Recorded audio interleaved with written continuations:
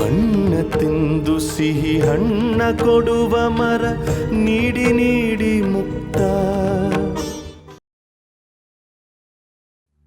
ತಾವು ಆ ರೀತಿಯಿಂದಾಗಿ ಸ್ಮಜ್ಜಾದ finger prints ಅಭಿಪ್ರಾಯ ತಗೊಂಡು ದೇಶಪಾಂಡೆ ಅವರದ್ದು ಅಂತ ಸುಳ್ಳು ಒಪಿನಿಯನ್ ಕೊಟ್ಟಿದ್ದೀರಿ ಅಂತ ಹೇಳ್ತೀನಿ. ನೋಡಿ, ನೀವೇ ನೋಡಿ, ಆ ಪೇಜಲ್ಲಿ ನೆಕ್ಸ್ಟ್ ಪೇಜಲ್ಲಿ ಇದೆ. ಬಿಡಿ, ಅದಲ್ಲಿಡಿ, ಕೊಡಿ, ಇಲ್ಲಿ ತಗೊಳ್ರಿ ರಾಜ.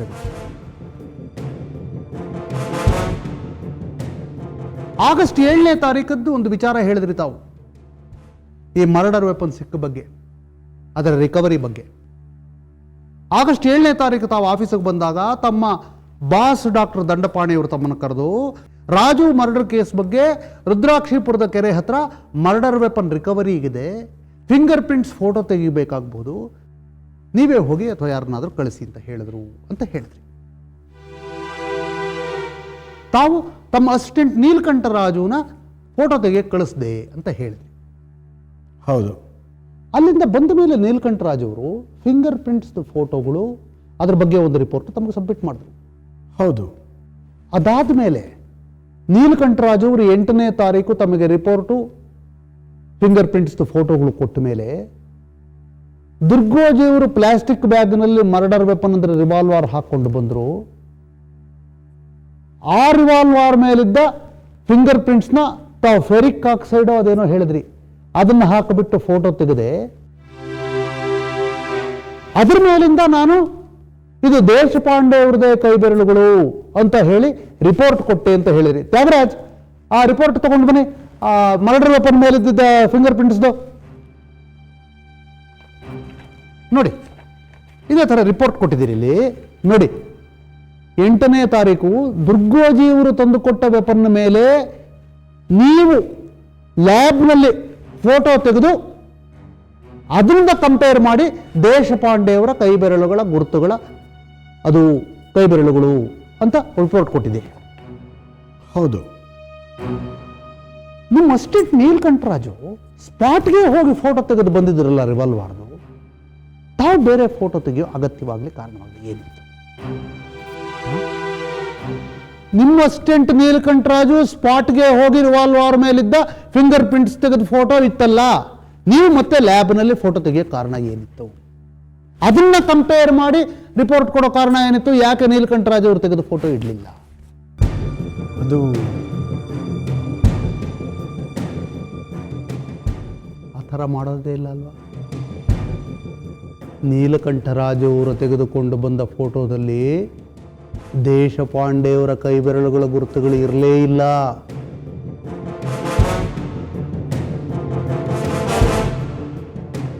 ದೇಶಪಾಂಡೆಯವರ ಕೈ ಬೆರಳುಗಳ ಗುರುತುಗಳಿದ್ದ ಫೋಟೋ ನಿಮಗೆ ಬೇಕಾಗಿತ್ತು.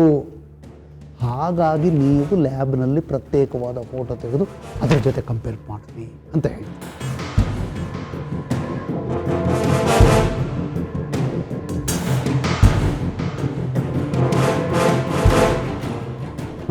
ಅಲ್ವಾ ಸರ್?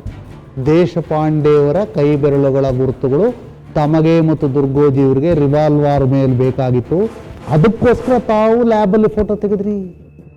ನಾನ್ಸೆನ್ಸ್, ಹಾಗೆಲ್ಲ ಮಾತಾಡಬೇಡ್ರಿ. ಫಿಂಗರ್ ಪ್ರಿಂಟ್ಸು ಒಂದು ಸೈನ್ಸು, ಮ್ಯಾಜಿಕ್ ಅಲ್ಲ. ನಮಗೆ ಬೇಕಾದವ್ರ ಫಿಂಗರ್ ಪ್ರಿಂಟ್ಸು ಅಲ್ಲಿ ಕಾಣೋ ಹಾಗೆ ಫೋಟೋ ತೆಗಿಯೋಕ್ಕಾಗಲ್ಲ. It's science mister, not magic. ಆಯಿತು ಸಾರ್, ಸೈನ್ಸ್ ಹೇಗೆ ಮ್ಯಾಜಿಕ್ ಆಯಿತು? ಮ್ಯಾಜಿಕ್ ಯಾವಾಗ ಸೈನ್ಸ್ ಆಯಿತು ಆಮೇಲೆ ನೋಡೋಣ. ರಿವಾಲ್ವರ್ ತಂದ ಮೇಲೆ ಸೈನ್ಸ್ ಮ್ಯಾಜಿಕ್ ಆಯ್ತಾ ಅಥವಾ ಅದಕ್ಕೆ ಮುಂಚೆನೇ ಆಗಿತ್ತಾ ಅನ್ನೋದನ್ನು ಆಮೇಲೆ ನೋಡೋಣ. ಅದುವರೆಗೂ ಕೋಪ ತಡ್ಕೊಳ್ಳಿ. ಅಂದರೆ ಅಲ್ಲಿ ಇಲ್ಲದ ದೇಶಪಾಂಡೆಯವರ ಕೈ ಬೆರಳುಗಳ ಗುರುತುಗಳು ಅಲ್ಲಿ ಹೇಗೆ ಬಂತು ಅನ್ನೋದನ್ನ ಇಲ್ಲಿ ಇದೇ ಕೋರ್ಟ್ನಲ್ಲಿ ಜಡ್ಜ್ ಸಾಹೇಬರಿಗೆ ನಿರೂಪಿಸ್ತೀನಿ. ಅದವರೆಗೂ ಕೋಪ ತಡ್ಕೊಳ್ಳಿ. ಹಿಂದೆ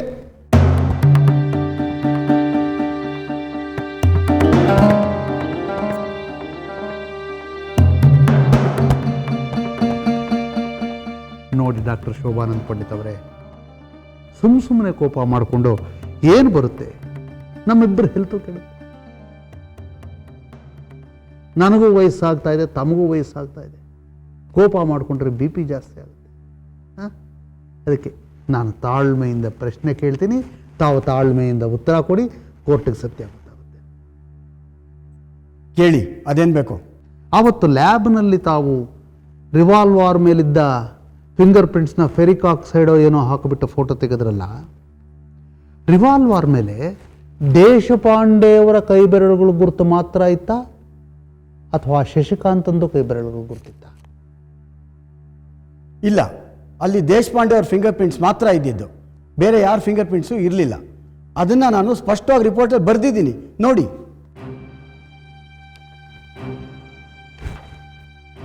ಮೂರನೇ ಪೇಜ್. ಹಾಂ, ಇಲ್ಲಿದೆ. ಸದರಿ ಸೀಸ್ ಮಾಡಿದ ರಿವಾಲ್ವಾರ್ ಮೇಲೆ ದೇಶಪಾಂಡೆಯವರ ಫಿಂಗರ್ ಪ್ರಿಂಟ್ಸ್ ಅಂದರೆ ಕೈ ಬೆರಳುಗಳ ಗುರುತುಗಳು ಬಲವಾಗಿ ಮತ್ತು ಸ್ಪಷ್ಟವಾಗಿ ಬಿದ್ದಿರುತ್ತದೆ ಇದೆ. ಇದರಿಂದಾಗಿ ದೇಶಪಾಂಡೆ ಅವರೇ ಆ ರಿವಾಲ್ವಾರ್ ಮೂಲಕ ರಾಜುನ ಫೈರ್ ಮಾಡಿ ಮರ್ಡರ್ ಮಾಡಿರೋ ಸಾಧ್ಯತೆ ಅಂತ ತಾವು ಹೇಳಿದ್ರಿ. ಹೌದು. ಆದರೆ ನನಗೆ ಒಂದು ಸಣ್ಣ ಡೌಟ್ ಡಾಕ್ಟ್ರೆ. ಪ್ರಾಸಿಕ್ಯೂಷನ್ ಥಿಯರಿ ಏನು ಅಂದರೆ, ಇಲ್ಲಿ ಬುಲೆಟ್ ಸೋಮ ಅವರು ವಿಟ್ನೆಸ್ ಬಾಕ್ಸ್ಗೆ ಬಂದಿದ್ರಲ್ಲ, ಅವರು ಕೂಡ ಅದನ್ನೇ ಹೇಳಿದ್ರು. ರುದ್ರಾಕ್ಷಿಪುರದ ಕೆರೆ ಹತ್ತಿರ ಬಂದ ಮೇಲೆ ರಾಜು ಕಾರಿಂದ ಇಳಿದು ತಪ್ಪಿಸ್ಕೊಂಡು ಓಡಿ ಹೋದರು. ಬೋಜಾ ಹೋಗಿ ಅವ್ರನ್ನ ಹಿಡ್ಕೊಂಡು ಬಂದರು.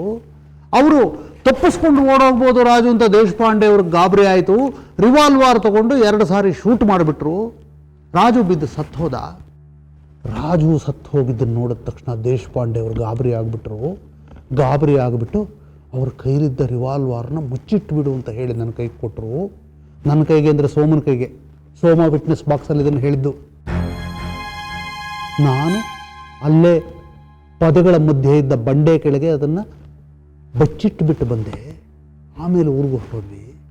ಆಮೇಲೆ 7ನೇ ತಾರೀಕು, ಬಚ್ಚಿಟ್ಟಿದ್ದು 1ನೇ ತಾರೀಕು, 7ನೇ ತಾರೀಕು ಸರೆಂಡರ್ ಆಗಿ ಬಂದ ಮೇಲೆ ಪೊಲೀಸ್ನವ್ರಿಗೆ ಅಲ್ಲಿ ಸ್ಪಾಟ್ಗೆ ಕರ್ಕೊಂಡು ಹೋಗಿ ನಾನು ಮುಚ್ಚಿಟ್ಟಿದ್ದ ಜಾಗ ಅಂತ ತೋರಿಸ್ದೆ. ಅಲ್ಲಿ ಪೊಲೀಸ್ನವರು ರಿವಾಲ್ವಾರ್ ಮೇಲಿದ್ದ ಫೋಟೋಗಳು ತೆಗೆದುಕೊಂಡು ಅದನ್ನು ಸೀಸ್ ಮಾಡಿದ್ರು, ಫಿಂಗರ್ ಪ್ರಿಂಟ್ಸ್ ಫೋಟೋ ತೆಗೆದ ಮೇಲೆ ಅಂತ ಬುಲೆಟ್ ಸೋಮ ಹೇಳ್ತಾರೆ. ಇಲ್ಲಿ ನಿಮ್ಮ ನೀಲಕಂಠರಾಜು ನಿಮಗೆ ಕೊಟ್ಟಿರೋ ರಿಪೋರ್ಟ್ನಲ್ಲೂ ಹಾಗೆ ಇದೆ. ಸೋಮ ಜಾಗ ತೋರಿಸಿದ್ರು, ಅಲ್ಲಿಂದ ಪೊಲೀಸ್ನವ್ರು ಸೀಸ್ ಮಾಡಿದ್ವು, ಅದ್ರ ಮೇಲಿದ್ದ ಫಿಂಗರ್ ಪ್ರಿಂಟ್ಸ್ನ ಫೋಟೋ ತೆಗೆದ್ವಿ. ಹೌದು. ಈಗ ಯೋಚನೆ ಮಾಡಿ ಸರ್, ದೇಶಪಾಂಡೆಯವರು ರಿವಾಲ್ವಾರ್ನಿಂದ ಫೈರ್ ಮಾಡಿದ ಮೇಲೆ ಅದನ್ನು ಬಚ್ಚಿಟ್ಟು ಬಿಡು ಅಂತ ಸೋಮನ ಕೈಗೆ ಕೊಡ್ತಾರೆ. ಸೋಮ ಅದನ್ನು ತಗೊಂಡು ಹೋಗಿ ಬಚ್ಚಿಟ್ಟು ಬಿಟ್ಟು ಬರ್ತಾರೆ. ಅಂದಮೇಲೆ ಆ ರಿವಾಲ್ವಾರ್ ಮೇಲೆ ಅದನ್ನು ತಗೊಂಡು ಹೋದ ಸೋಮನ ಕೈ ಬೆರಳುಗಳ ಗುರುತುಗಳು ಇರಬೇಕಲ್ವಾ?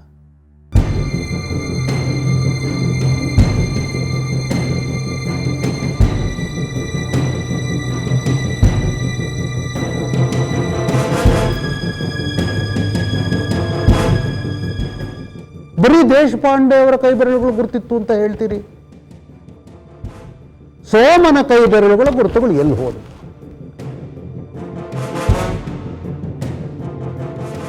ರಿವಾಲ್ವಾರ್ ಮೇಲೆ ಬರೀ ದೇಶಪಾಂಡೆ ಅವರ ಕೈ ಬೆರಳುಗಳು ಗುರುತಿತ್ತು ಅಂತ ಹೇಳಿದ್ರು. ಅದನ್ನು ತಗೊಂಡು ಹೋದ ಸೋಮನ ಕೈ ಬೆರಳುಗಳ ಗುರುತುಗಳು ಎಲ್ಲಿ ಹೋದ?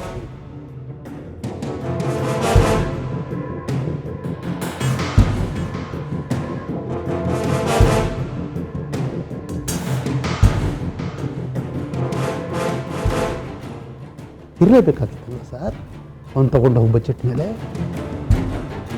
ನೋಡಿ ಹೇಗೆ ಸೈನ್ಸ್ ಮ್ಯಾಜಿಕ್ ಆಗೋಯ್ತು.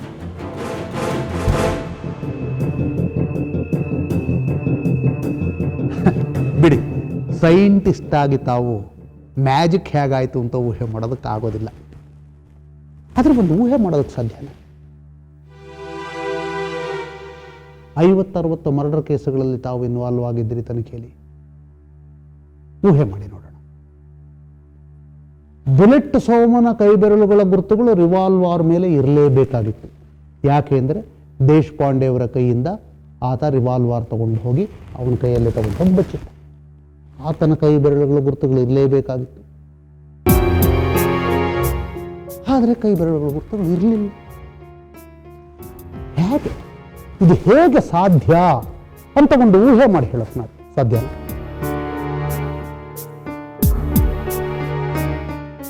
This one.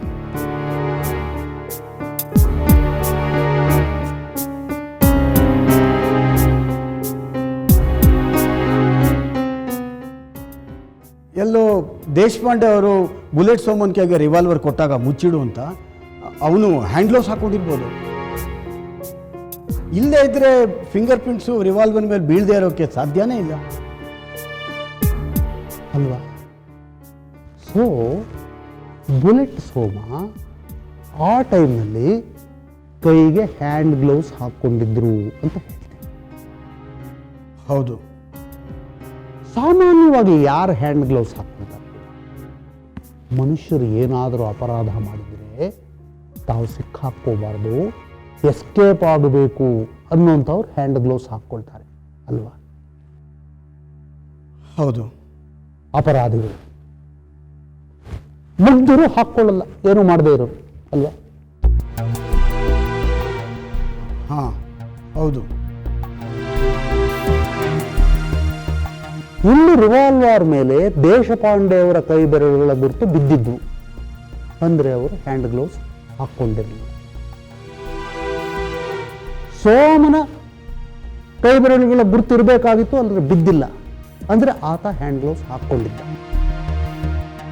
ಇಲ್ಲಿ ಯಾರಾದರೂ ಏನನ್ನಾದರೂ ಮುಚ್ಚಿಡ್ತಾ ಇದ್ರೆ ಅದು ಬುಲೆಟ್ ಸೋಮಾನೇ ಹೊರತು ದೇಶಪಾಂಡೆಯವರಲ್ಲ. ದೇಶಪಾಂಡೆ ಅವರು ಮರ್ಡರ್ ಮಾಡಿದ್ರೆ ಅವರು ಅದನ್ನ ಮುಚ್ಚಿಟ್ಕೊಳ್ಳೋಕೆ ನೋಡ್ತಾ ಇದ್ರು. ಮುಚ್ಚಿಟ್ಕೊಳ್ಳೋಕೆ ನೋಡಿದ್ದು ಸೋಮ. ಹಾಗಾಗಿ ಶೂಟ್ ಮಾಡಿರೋದು ಸೋಮ, ಶೂಟ್ ಮಾಡಿರೋ ಸಾಧ್ಯತೆ ಜಾಸ್ತಿ ಇದೆ. ಅಂದರೆ ದೇಶಪಾಂಡೆಯವರು ಮುಗ್ಧರು, ಸೋಮ ಅಪರಾಧಿ. ಏನನ್ನು ಮುಚ್ಚಿಟ್ಟುಕೊಳ್ಳೋಕೆ ಅದನ್ನು ಹಾಕ್ಕೊಂಡಿದ್ದ.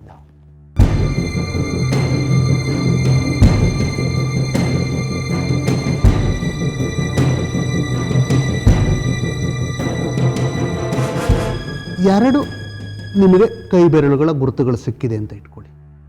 ಒಂದು ಸಸ್ಪೆಕ್ಟ್ದು ಕ್ರೈಮ್ ಆಫ್ ಸೀನಲ್ಲಿ ಸಿಕ್ಕಿರೋದು, ಇನ್ನೊಂದು ಖಚಿತವಾದ್ದು ಇಂಥವ್ರದ್ದೇ ಅಂತ ಯಾರ ಜೊತೆಗೆ ರೆಫರ್ ಮಾಡಬೇಕು ಅಂಥವ್ರದ್ದು.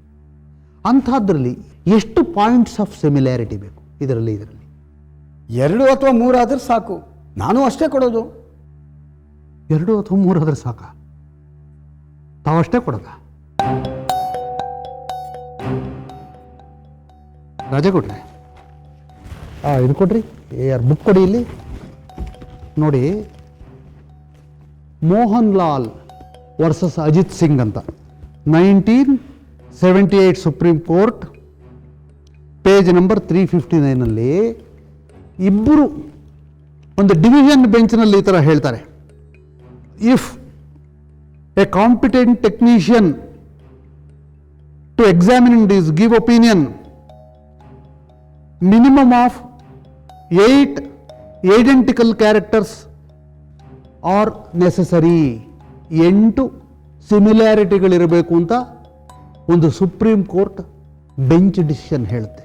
ಮೋಹನ್ ಲಾಲ್ ವರ್ಸಸ್ ಅಜಿತ್ ಸಿಂಗ್ ಅಂತ 8 ಕೊಡಬೇಕು ಸಿಮಿಲ್ಯಾರಿಟೀಸು. ತಾವೆರಡು ಸಾಕು ಅಂತ ಬಿಟ್ಬಿಟ್ರೆ ಬಟ್ ನಮಗೆ 2-3ರಲ್ಲೇ ಗೊತ್ತಾಗೋಗುತ್ತೆ.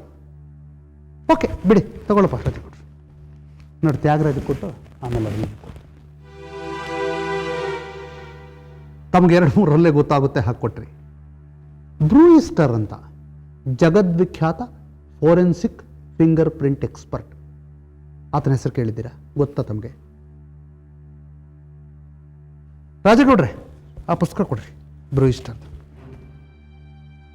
ನೋಡಿ. ಪಾಲ್ ಬ್ರೂಯಿಸ್ಟರ್ ಅನ್ನೋರು touch me not A forensic study in finger prints ಅಂತ ಅದ್ಭುತವಾದ ಪಾಂಡಿತ್ಯಪೂರ್ಣವಾದ ಒಂದು ಗ್ರಂಥವನ್ನು ಬರೆದಿದ್ದಾರೆ. ಅವರೇ skeletons in the witness box ಅಂತ ಒಂದು ಫೇಮಸ್ ಪುಸ್ತಕ ಬರೆದಿದ್ರು.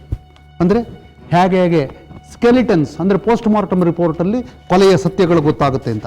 ಅವರು ಫಿಂಗರ್ ಪ್ರಿಂಟ್ ಬಗ್ಗೆ ಒಂದು ಬಹಳ ದೊಡ್ಡ ಪಾಂಡಿತ್ಯಪೂರ್ಣವಾದ ಪುಸ್ತಕವನ್ನು ಬರೆದಿದ್ದಾರೆ.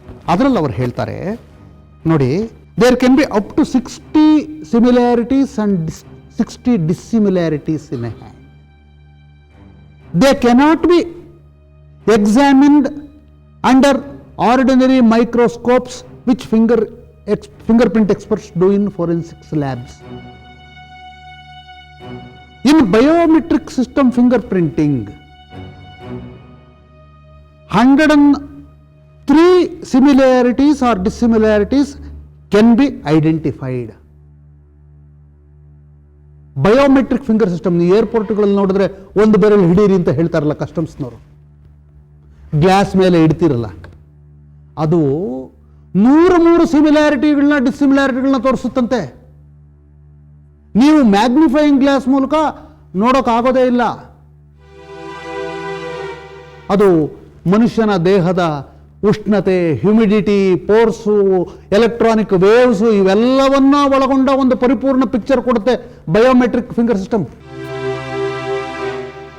ಅಂದ್ರೆ 103 ಸಿಮಿಲಾರಿಟೀಸ್ ನೋಡೋ ಕಡೆ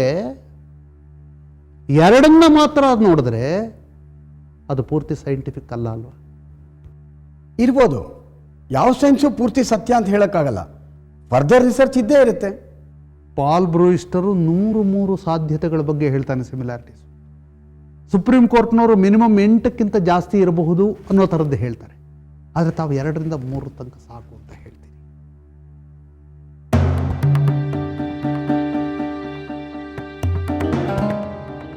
ಹಾಗಾಗಿ ನೀವು ದೇಶಪಾಂಡೆಯವರ ಕೈ ಬೆರಳುಗಳ ಬಗ್ಗೆ ಕೊಟ್ಟಿರೋ ಒಪಿನಿಯನ್ ಪೂರ್ತಿ ಸೈಂಟಿಫಿಕ್ ಅಲ್ಲದೇ ಇರಬಹುದು. ಆದ್ದರಿಂದ ಅದು ತಪ್ಪಾಗಿರೋ ಸಾಧ್ಯತೆ ಇರಬಹುದು. ತಪ್ಪಾಗಿರುವ ಸಾಧ್ಯತೆ ಇದರಿಂದ ಖಚಿತವಾಗಿ ಗೊತ್ತಾಗುತ್ತೆ. ನಾವೆಲ್ಲ ಮನುಷ್ಯರು, ತಪ್ಪು ಮಾಡೋ ಸಾಧ್ಯತೆ ಇರುತ್ತೆ ಅಲ್ಲ? ಇರ್ಬೋದು, ಬಿಡಿ ಆ ವಿಚಾರ. ಈಗ ಈ ವಿಚಾರಕ್ಕೆ ಬನ್ನಿ. ಮರ್ಡರ್ ಆದ ರಾಜು ಬಟ್ಟೆ ವಿಚಾರ ಹೇಳಿದ್ರಿ ತಾವು ಪ್ರಾಸಿಕ್ಯೂಟರ್ ಅವರಿಗೆ. ಮರ್ಡರ್ ಆದ ರಾಜು ಬಟ್ಟೆ ಮೇಲೆ ಇದ್ದಿದ್ದ ಕೈ ಬೆರಳುಗಳ ಗುರುತುಗಳನ್ನು ಎಂಥದ್ದು ಆಸ್ಮಿಯಂ ಟೆಟ್ರಾಕ್ಸೈಡ್ ಏನೋ ಹಾಕಿ ಫೋಟೋ ತೆಗೆದ್ರಿ.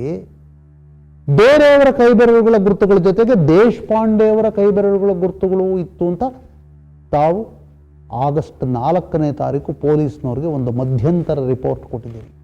ಅವರೇನೋ ಅರ್ಜೆಂಟ್ ಆಗಬೇಕು ಅಂದಿದ್ದಕ್ಕೆ ದುರ್ಗೋಜಿ ಅವರಿಗೆ. ಅದಾದ ಮೇಲೆ 9ನೇ ತಾರೀಕು ಅಥವಾ 11ನೇ ತಾರೀಕು ತಾವು ರಿವಾಲ್ವರ್ ಮೇಲೆ ದೇಶಪಾಂಡೆ ಅವರ ಕೈ ಬೆರಳುಗಳ ಗುರುತುಗಳಿದೆ ಅಂತ ಹೇಳಿ ರಿಪೋರ್ಟ್ ಕೊಟ್ಟಿದ್ದೀರಿ. ಹೌದು. ಬಟ್ಟೆ ಮೇಲೆ ಮತ್ತು ರಿವಾಲ್ವರ್ ಮೇಲೆ ಇದ್ದಿದ್ದ ಕೈ ಬೆರಳುಗಳ ಗುರುತುಗಳು ದೇಶಪಾಂಡೆ ಅವರ ಕೈ ಬೆರಳುಗಳ ಗುರುತುಗಳು ಅಂತ ಯಾವ ರೀತಿಯಲ್ಲಿ ಕನ್ಕ್ಲೂಷನ್ಗೆ ಬಂದ್ರಿ ತಾವು?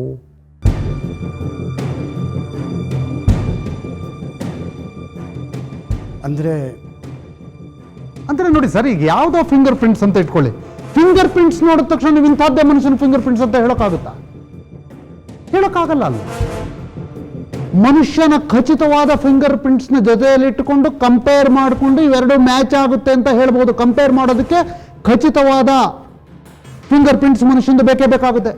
ಸಸ್ಪೆಕ್ಟ್ಸ್ ಫಿಂಗರ್ ಪ್ರಿಂಟ್ಸ್ ಅಂತ ಕರಿತೀವಿ ಅದನ್ನು. ನಿಮ್ಮ ಭಾಷೆಯಲ್ಲಿ ಹೇಳೋದಾದ್ರೆ specimen finger prints of the suspect ಅಂತ ಹೇಳ್ತೀರಿ. ಯಾರನ್ನ ಪೊಲೀಸ್ನವ್ರು ಅಪರಾಧಿ ಅಂತ ಸಸ್ಪೆಕ್ಟ್ ಮಾಡ್ತಾ ಇರ್ತಾರೋ, ಸಂದೇಹ ಪಡ್ತಾ ಇರ್ತಾರೋ, ಅವರ ಫಿಂಗರ್ ಪ್ರಿಂಟ್ಸ್ ಕೊಟ್ಟು ಕ್ರೈಮ್ ಸೀನ್ನಲ್ಲಿ ಸಿಕ್ಕಿದ ಫಿಂಗರ್ ಪ್ರಿಂಟ್ಸ್ ಕೊಟ್ಟರೆ ನೀವು ಈ ಫಿಂಗರ್ ಪ್ರಿಂಟ್ಸ್ ಇವ್ರದೇ ಅಂತ ಹೇಳ್ಬೋದು. ಇದೊಂದೇ ಫಿಂಗರ್ ಪ್ರಿಂಟ್ಸ್ ಅಲ್ಲಿ ಹೇಳೋಕ್ಕಾಗಲ್ಲ. ನೀವು ದೇಶಪಾಂಡೆ ಅವ್ರದೇ ಫಿಂಗರ್ ಪ್ರಿಂಟ್ಸ್ ಬಟ್ಟೆ ಮೇಲೂ ಮತ್ತು ರಿವಾಲ್ವರ್ ಮೇಲೂ ಇತ್ತು ಅಂತ ಹೇಳ್ತೀರಿ, ರಿಪೋರ್ಟ್ ಕೊಟ್ಟಿದ್ದೀರಿ. ದೇಶಪಾಂಡೆ ಅವರ ಖಚಿತವಾದ ಸ್ಪೆಸಿಮನ್ ಫಿಂಗರ್ ಪ್ರಿಂಟ್ಸ್ ಅಂದರೆ ಕೈ ಬೆರಳುಗಳ ಗುರುತು ಕಂಪೇರ್ ಮಾಡೋಕೆ ನಿಮ್ಮ ಹತ್ರ ಎಲ್ಲಿತ್ತು?